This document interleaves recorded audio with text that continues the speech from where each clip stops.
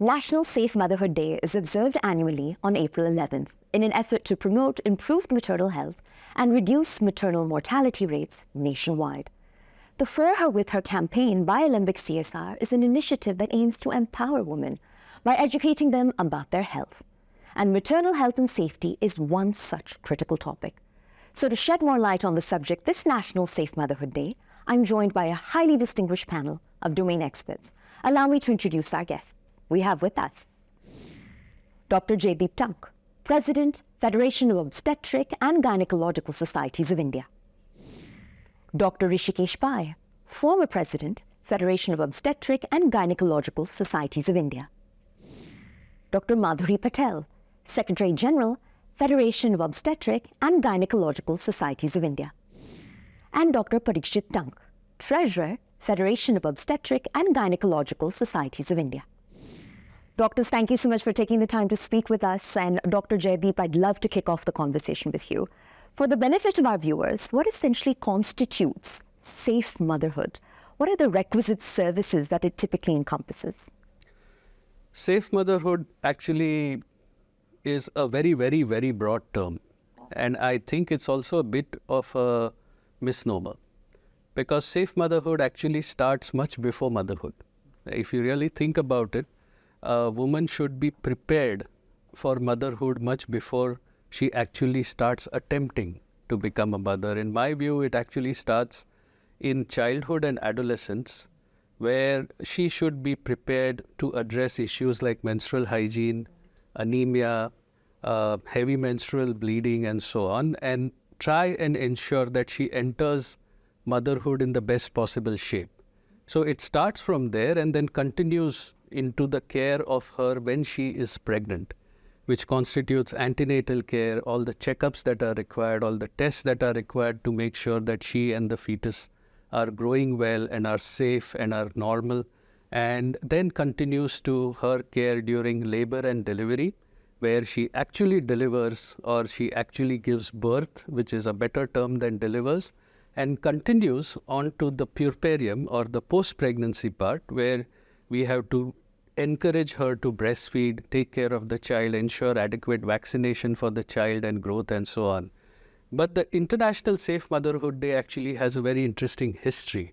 It was actually started in 2003 by the Government of India, and April 11th, which marks the National Safe Motherhood Day, is actually the birth anniversary of Kasturba Gandhi, who was, of course, Mahatma Gandhi's wife, and that's why the government decided to mark this in the calendar as Safe Motherhood Day. And what the Safe Motherhood Day hopes to achieve is actually raise awareness on the issue, use it as a day for advocating for safe motherhood, and also try and identify what gaps are remaining in our country and fill those gaps. Absolutely. And I want to build on some of your observations and pose my next question to Dr. Pai. And in a country like ours, what are some of the obstacles that are in the way of making safe motherhood, as Dr. Jaideep has defined it, more mainstream? And how do we address those challenges ultimately?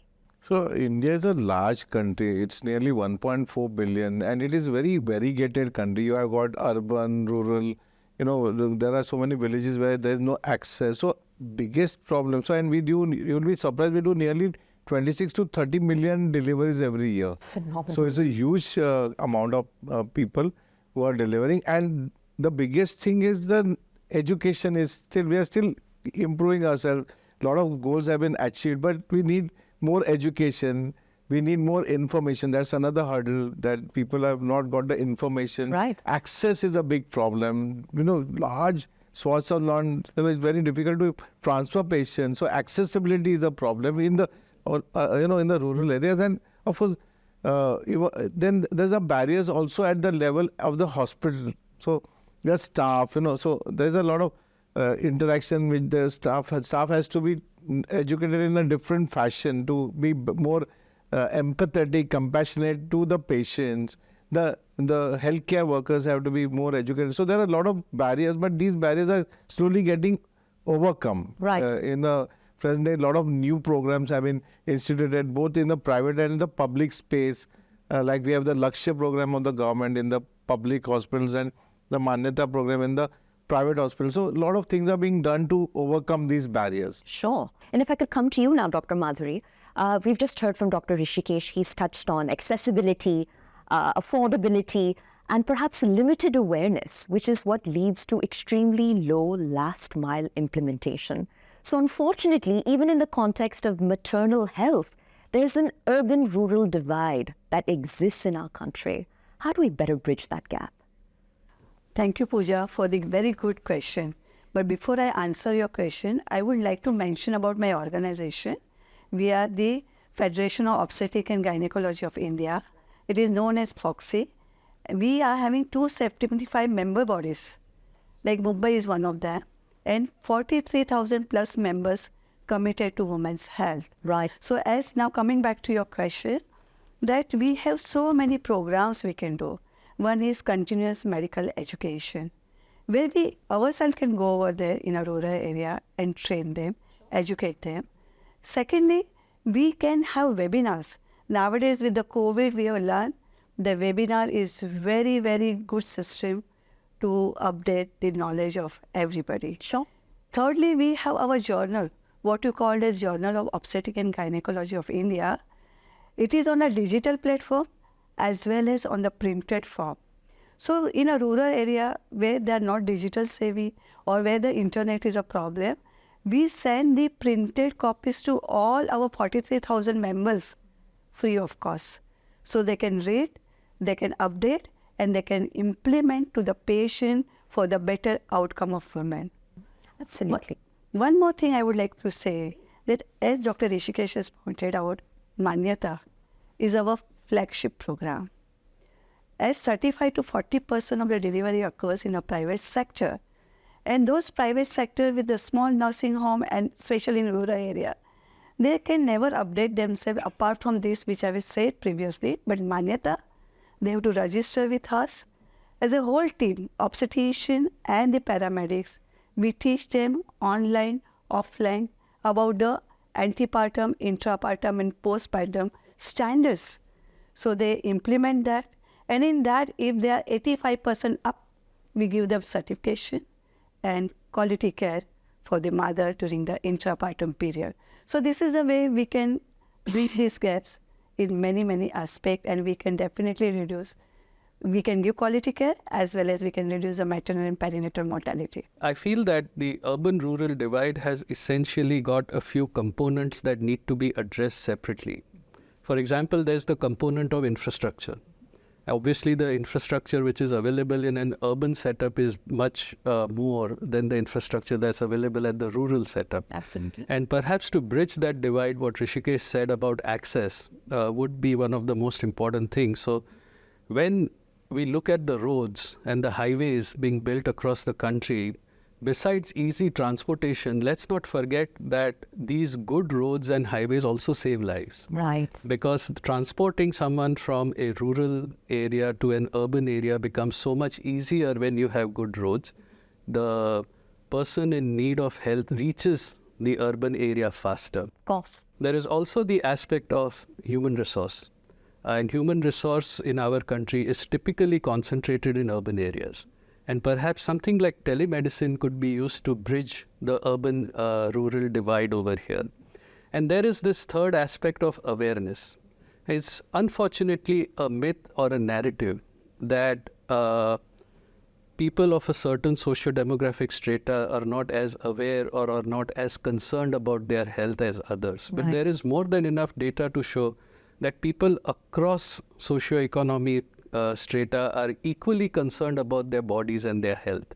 It's just that we need to find different ways and better and nuanced ways to address different populations. So what works in an urban area for awareness may not work in a rural area for awareness. Absolutely. And perhaps this nuance is missing, and this nuance may be required to fill this urban-rural divide. Well, I want to talk about that nuance, and I want to bring Dr. Parikshit into the conversation now, because Dr. Parikshit, as we've just heard from all three of our panelists that you are sharing space with, we live in a heterogeneous India, right? So what role do cultural influences typically have when it comes to maternal healthcare related decisions and maternal health behaviors?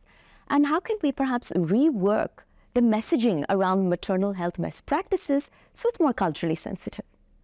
So, thanks, Pooja. I mean, when we talk about culture, culture is essentially a set of behaviors and expectations in a society or a population. And what we are doing now is cultural enhancement. We are mainstreaming safe motherhood right into TV sets, which can reach the entire population. So what we need to do is enable cultures which are health influencers, things which will make people look at safe motherhood in a more positive light.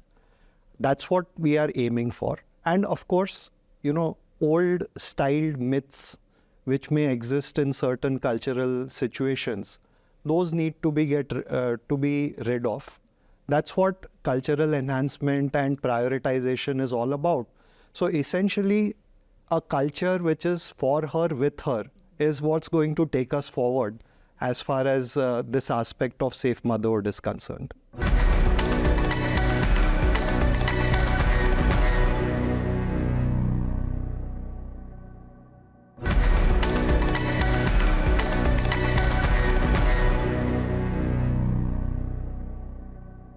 Dr. Jaideep, I want your perspective, given your 4 decades in medicine, all right, on interventions perhaps that you think have been particularly transformative in the context of maternal health monitoring. A safe motherhood is a package of interventions, and typically what works is a package rather than a single intervention.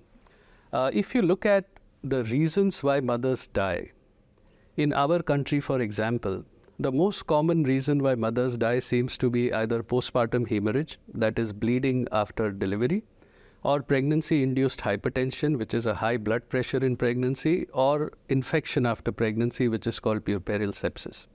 And therefore, if I had to say which is the single most important intervention, I would have to say it's emergency obstetric care, or it is better care of the woman when she is in labor and delivery, and the immediate 1 hour after she delivers. So the interventions which constitute the package for emergency obstetric care, labor and delivery, and immediate post-delivery care, according to me, have the single biggest impact on what your maternal mortality ratio is going to be. Having said that, as I already said earlier, safe motherhood is a package which constitutes a continuum of health or a continuum of services. And within this continuum of services, perhaps what has been underappreciated is the contribution of contraception. And that is the ability for a woman to choose when she wants to get pregnant. Right. And the access to abortion, where the woman can choose whether she wants to continue the pregnancy or not. I think these have been underappreciated as interventions which lead ultimately to safe motherhood. Contraception, for example, every time the mother has an unplanned pregnancy, her chances of having a problem during that pregnancy increase. Contraception, and there is extremely and extraordinarily safe and effective contraception which is available now, allows the mother to choose when to get pregnant, allows her to choose the time, allows her to choose where she would like to get pregnant, and so on and so forth. And therefore, literally, contraception saves lives. Right. And this has been underappreciated because contraception is linked with someone not getting pregnant rather than getting pregnant. Sure. So when we talk about safe mother, it's all about the pregnancy. But what happens before the pregnancy is also equally important. And I want to switch gears for a moment, and I'll come to you now, Dr. Madhuri. Help me better understand what are some of the telltale warning signs of a potentially future complicated pregnancy, right? So that women can better understand, address, and preemptively prevent an adverse outcome. So the warning sign, as far as the patient and the family members are concerned, they should know when they have to seek the advice from the consultant or the healthcare worker or the healthcare professional. So any vaginal bleeding is a warning sign. They have to immediately go to the doctor. Secondly, in the first trimester, there is vomiting, nausea is very common. Right. But when there is excessive, what we call as hyperemesis gravidarum, that is bad. That can harm the mother because she can go into dehydration and ketoacidosis. So every time we explain to the patient, the community and family member, this is a normal phenomenon. But when there is excessive, they have to seek the advice from the healthcare worker. Thirdly, when patient gets swollen up, there is swelling of the face, there is swelling of the legs, there is headache, there is vomiting along with that. That is a warning sign. So before that, the swelling of the face and legs, you should understand whether it is this anemia or what you call as pregnancy-induced hypertension. As Dr. Jaideep has rightly pointed out, the first most common causes of maternal mortality is postpartum hemorrhage, and second is pregnancy-induced hypertension. And I want to come to you now, Dr. Parikshit, because there's one subject we haven't quite done a deep dive on, and that is telemedicine.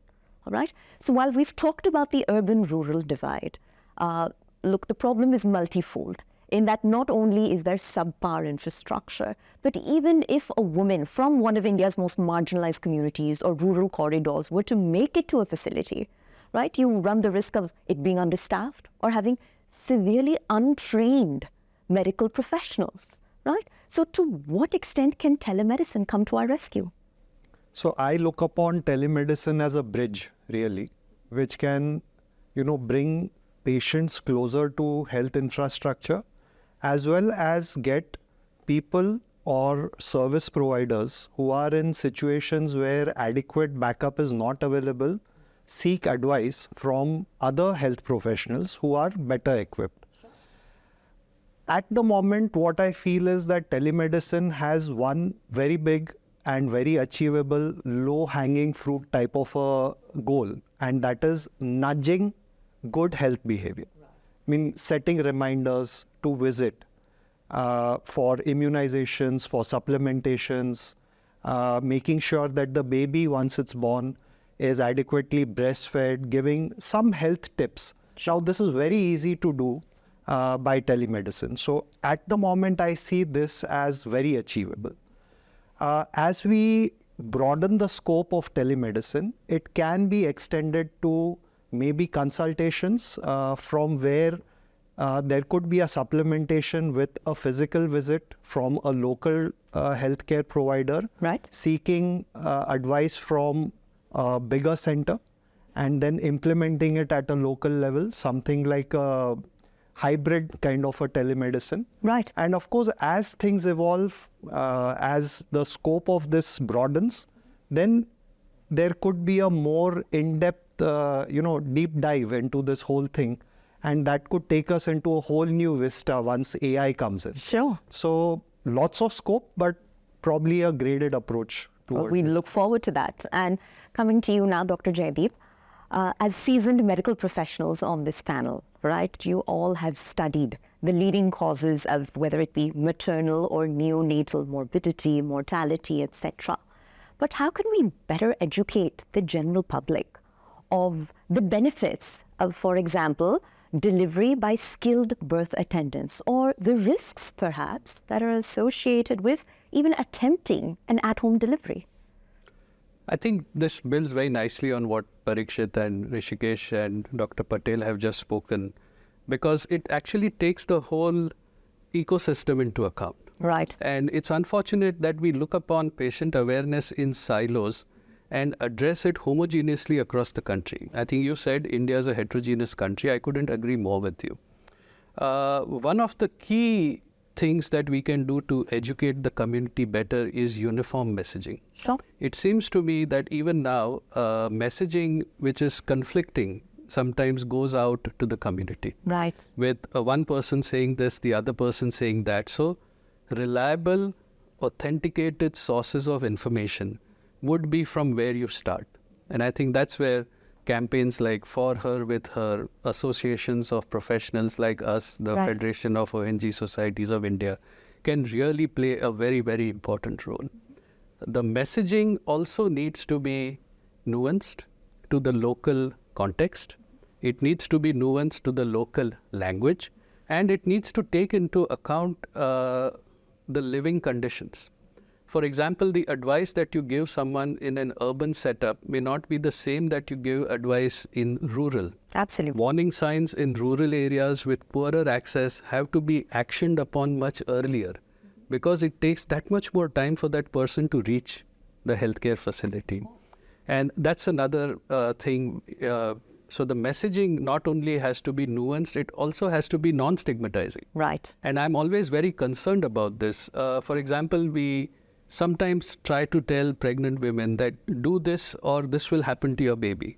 Now, we don't understand the significant mental trauma that a woman may have if perchance she happens to do something which she's been told not to do. Right. Something as simple as eating papaya. In pregnancy, patients always ask me, Doctor, are garam pad se? And there is this whole thing about heat in the body and so on and so forth. And women agonize over these things. I get calls sometimes in the mango season, can I eat mangoes? Sure. Now, this should not be something which a patient needs to ask. This should be something which should be self-evident. Right. And we should tell patients that there is literally no food that you absolutely need to take, and there's absolutely no food which you absolutely need to avoid. Right. I'm not talking about, drinks and cigarettes and so on. I'm talking about food, right? So, non-stigmatizing messaging. So, I would say authenticated, reliable, I would say uniform, and non-stigmatizing messaging is the way to go forward to educate the community. And then, of course, you need to take the second step on how to reach the community. Right. And I think that nowadays with, social media and WhatsApp forwards, instead of sending, those regular good morning WhatsApps with flowers, etc., we could consider populating these WhatsApp groups with messages which are more positive about motherhood, right, which enhance autonomy for women, which talk about women's choice, which talks about their ability to undergo a safe and,